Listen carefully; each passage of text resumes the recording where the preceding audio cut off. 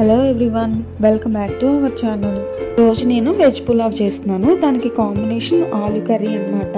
చాలా ఈజీగా ఉంటుంది ప్రాసెస్ అయితే. చూడండి మీరు కూడా. పచ్చి బఠానీ నానబెట్టుకున్నా అనమాట.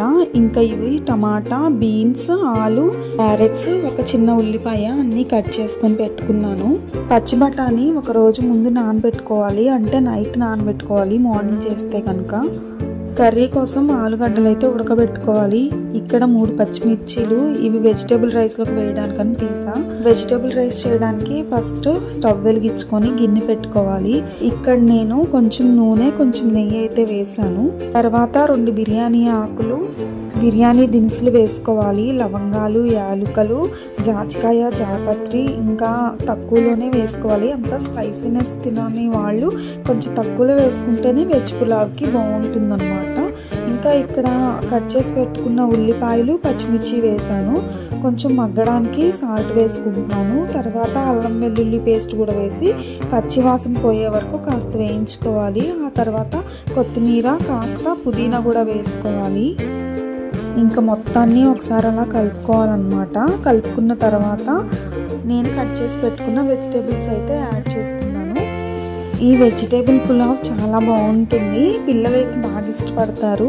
అన్ని వెజిటేబుల్స్ అందరూ తినరు కదా అండి. ఇలా అప్పుడప్పుడు చేసి పెడుతూ ఉండాలి. పిల్లలు కూడా కలర్ఫుల్గా ఉంటుంది. పిల్లలకు కూడా చాలా ఇష్టపడతారు అనమాట. ఇంకా ఈ మధ్యకాలంలో అయితే చికెన్స్, మటన్స్ అయితే సరిగ్గా తినట్లేదు కాబట్టి ఇంకా బాట్లు అనేది వచ్చింది. ఇంకా చికెన్, ఎగ్స్ సరిగ్గా తినట్లేదు. సో ఇలా చేసి పెట్టుకుంటూ ఉంటే చాలా బాగుంటుంది. ఇంకా ఇక్కడైతే పచ్చి బఠానీ కూడా వేసేసుకొని ఒకసారి అలా కలిపి మూత పెట్టేసుకొని కొద్దిసేపు అలా ఉడకనివ్వాలి. ఇంకా కర్రీ చేసుకోవాలి కదా. ఇక్కడ నేను 2 ఉల్లిపాయలు, 2 పచ్చిమిర్చి అయితే తీసుకున్నాను కర్రీ కోసమని. ఉల్లిపాయ, పచ్చిమిర్చి కట్ చేసి పెట్టుకున్న తర్వాత ఒకసారి అయితే వెజిటేబుల్స్ అన్నిటినీ కలుపుకున్నాను అనమాట. ఇవన్నీ ఉడికిన తర్వాత కొంచెం ధనియాల పౌడరు, కొంచెం గరం మసాలా వేసి ఒకసారి అలా కలుపుకోవాలి. వెజిటేబుల్స్ అన్నీ కాస్త ఉడికిన తర్వాత వాటర్ అయితే పోసుకోవాలి. ఇక్కడ నేను 2 గ్లాసుల బియ్యానికి 4 గ్లాసుల వాటర్ అయితే వేస్తున్నాను అనమాట. సాల్ట్ కూడా చూసుకొని వేసుకోవాలి.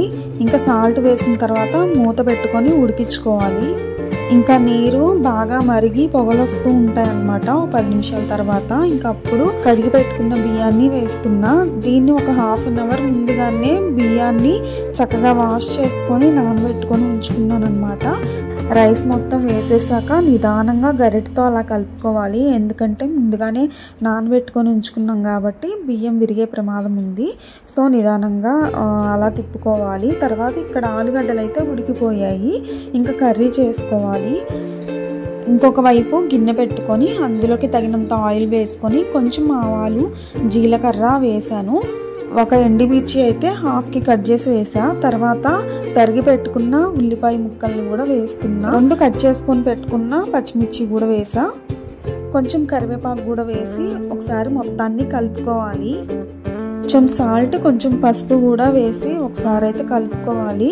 తర్వాత అల్లం వెల్లుల్లి పేస్ట్ కూడా వేసి పచ్చివాసన పోయే వరకు మొత్తాన్ని కలుపుకోవాలి.